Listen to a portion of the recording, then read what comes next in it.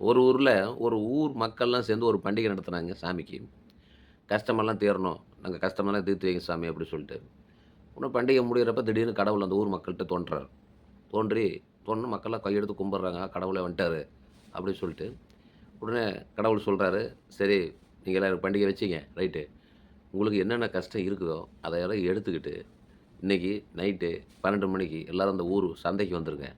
உங்க கஷ்டம் எல்லாத்தையும் எடுத்துக்கிட்டு வந்துருங்க. நான் தீர்த்து வச்சுர்றேன்." அப்டின்னு சொல்லிட்டு மறைஞ்சிடுறாருங்க. உடனே ஊர் மக்கள் எல்லாம் கஷ்டத்த எல்லாம் எடுத்துக்கிட்டு அப்படி போறாங்க. ஒருத்தன் ஒரு பையில போட்டு போறான் கஷ்டத்த. ஒருத்தன் ஒரு சாக்கு மூட்டையில கட்டிட்டு போறான். ஒருத்தன் ஒரு துணி பையில போட்டு போறான். ஒருத்தன் ஒரு முதுகுல பேக் இருக்குமே, அந்த பேக்ல போட்டு போறான். ஒருத்தன் டிவிஎஸ் வீட்ல வச்சுட்டு வரான். இப்படி பல பேர் வந்துட்டு வராங்கங்க. அதில ஒரே ஒருத்தன் மட்டும் வெறுங்கையோட வரான். கைய வீசிட்டு ஜாலியா. உடனே கடவுள் அங்கிருந்து பார்க்குறாரு. அப்பா! இவன் ஒருத்தன் தான்டா கஷ்டம் இல்லாத ஆளு. அப்படின்னு சொல்லிட்டு அவன்கிட்ட போய், தம்பி எல்லாரும் கஷ்டம் அவன் கஷ்டத்த கொண்டாந்துருக்கிறாங்க. நீ ஒருத்தனாவது கஷ்டம் இல்லாம இருக்கிறது எனக்கு ரொம்ப சந்தோஷமா இருக்கு தம்பி. அப்படின்னு சொன்னாருங்க. அதுக்கு அவன் சொன்னான், சாமி நீ ரொம்ப சந்தோஷப்படாதீங்க. என் கஷ்டமெல்லாம் தூக்க முடியலைங்க. பின்னாடி ஒரு லாரியில வந்துட்டு இருக்குது அப்படின்னானுங்களாம். கடவுள் அப்படியே அசந்து போயிட்டாருங்க. இது எதுக்கு சொல்றேன்னா, இன்னைக்கு பள்ளிக்கூடம் திறக்கிறாங்க 2ஆம் தேதி. அப்ப பார்த்தீங்கன்னா, +2 பசங்கலாம் பார்த்தீங்கன்னா, ஒரு பை, அதில ஒரு ஒரு நோட் இருக்கும். 2 புத்தகம் இதெல்லாம் வச்சுட்டு அப்படி போயிட்டுருப்பாங்க. ரொம்ப எளிமையா தான் போவாங்க. டிஃபன் பாக்ஸ் கண்டிப்பா இருக்கும். 10ஆம் கிளாஸ் பசங்க கொஞ்சம் வெயிட் அதிகமா இருக்கும். ஏன்னா, அவங்க சப்ஜெக்ட் எல்லா புத்தகத்தையும் கொண்டு போவாங்க. ஒரு எல்கேஜி பையன் பார்த்தீங்கன்னா, அவனால தூக்கவும் முடியாதுங்க. இப்போ அவனுடைய சப்ஜெக்ட் எல்கேஜி, யுகேஜிலாம் பார்த்தீங்கன்னா, 1வதுக்கு முன்னாடி அவனுக்கு 5 வயசு கம்மியா தான் இருக்கும். ஆனா, அவனுடைய புத்தக வெயிட்ட பார்த்தீங்கன்னா, தமிழ் புத்தகமே 3 புத்தகம் வச்சிருப்பான்.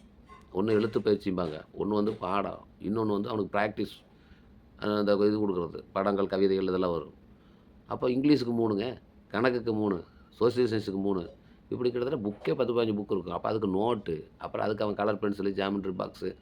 அது மட்டும் இல்லாம ஒரு உணவு பை, துணி லஞ்ச் பாக்ஸு, லஞ்ச் பேக்கு. அதில பார்த்தீங்கன்னா, ஒரு ஸ்நாக்ஸ் பாக்ஸ் ஒண்ணு இருக்கும். டிஃபன் பாக்ஸ் காலையில சாப்பிடுறது, மத்தியானம் சாப்பிடுறது, ஒரு வாட்டர் கேன் 2 இத்தனையும் தூக்கிட்டு அவன் போகணுங்க.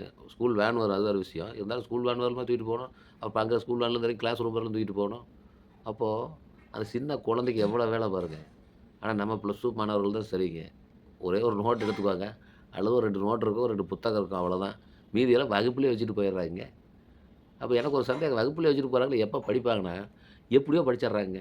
நமக்கு தேவை அதுதான். ரிசல்ட் வந்துருதா? எப்படியோ பாஸ் பண்ணிடுறாங்களா? அவ்வளோதான். அப்ப இது எதுக்கு சொல்ல வரேன்னா, புத்தகம் என்பது ஒரு சுவையாக இருக்க வேண்டுமே தவிர, சுமையாக இருக்கக்கூடாது. அதுதான் என்னுடைய கருத்து.